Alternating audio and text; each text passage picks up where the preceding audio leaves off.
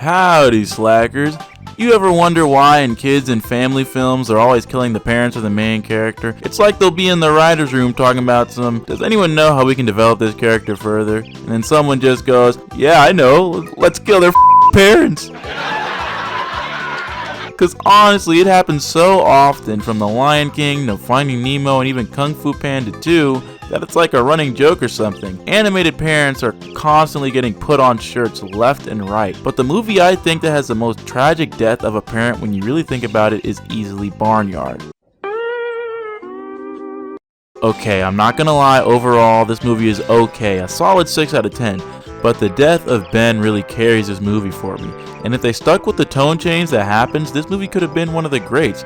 Like, they had so much potential here. So let's talk about the missed opportunity that was Barnyard and why Ben's death was so tragic. So before we go any further, I gotta drop some context on you. Pretty much Ben is Otis's father and top dog of the barn. He makes sure everything's taken care of and everyone's good. Ben is the type of dude that'll feed all of his baby mama's kids, not just the ones that are his. A real respectable type and stand-up guy. Ben has been raising Otis to step up one day and eventually be the new leader of the barn, because he's getting up there and he won't be around forever. Unfortunately, Otis is kind of a fuck up and isn't really trying to deal with all that responsibility. On top of that, it's coyote season, and every night someone's gotta watch the hens while they sleep, or the coyotes are gonna be smoking that hen pack. Brush around the fence. You know it's coyote season. Jeez, coyotes.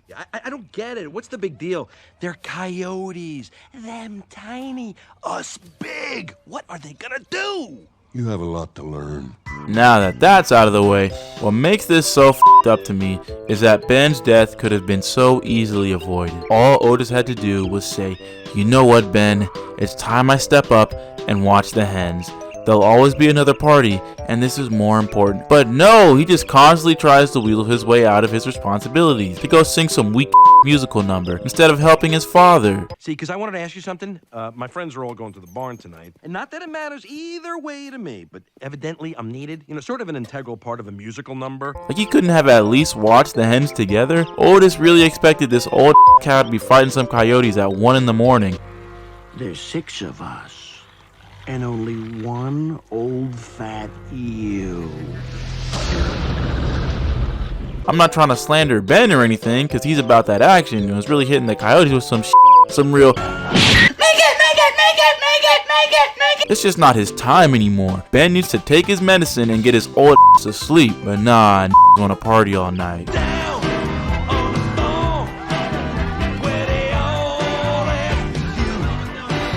Also, before y'all try to defend Otis, in the case of most animated parent deaths, it happens while the main character is a kid or it's something beyond their control. For example, Simba was tricked by Scar and was just a kid, so Mufasa's death wasn't directly his fault. But this Otis is a grown man. What's wrong with you? You a grown ass man. Think about it, because at night, the barnyard just straight up turns into a bar. They be drinking in there, smoking big blunts and doing all kinds of debauchery. So at minimum, we can assume Otis is 21 years old or older. So there's no excuse for him. Ben's death is directly his fault due to his dumbass.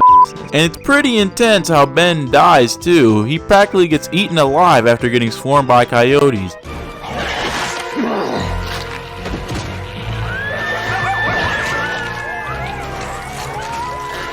A real one was lost that night. What makes it worse is that Ben was a dad too, because no matter what dumb shit Otis would think of, deep down Ben always believed in and trusted that one day Otis would become the man he was supposed to be. My place was here, taking care of things.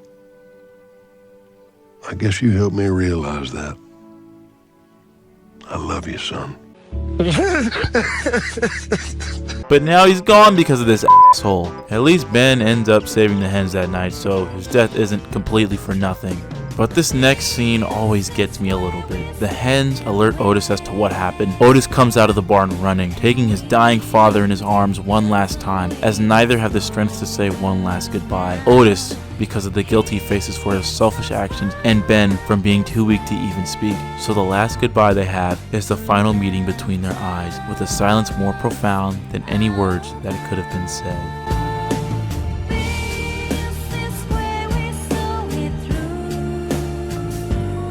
Damn, you'd think with something like that halfway through the movie, this could be one of the greats. Which, to be fair, they do change the tone of the movie for like 5 minutes, then it's back to jokes and shit. High key, I'm gonna be honest, as a kid and now, I wish the movie stayed more serious instead of just falling back into this over-the-top comedy. It's pretty funny sometimes, but I feel like this whole Ben-Otis relationship was way more interesting. I mean, this movie is for families, so I don't know what I was expecting. But before I head out though, I just want to say, as much as I was slandering Otis, I will give him props for actually sliding and finishing the job. That's better than some people, so yeah, Barnyard is kind of a rough little gem that could have been better, but I think the good, like Ben and Otis' relationship, make it just good enough for a couple of watches. It's not great, it's not terrible either. But man, this movie could have been something special. But yeah, looks like we're at the end of the video, slackers. So go ahead and like and do all that other stuff people always tell you to do. And I'll see you next time. Later, slackers.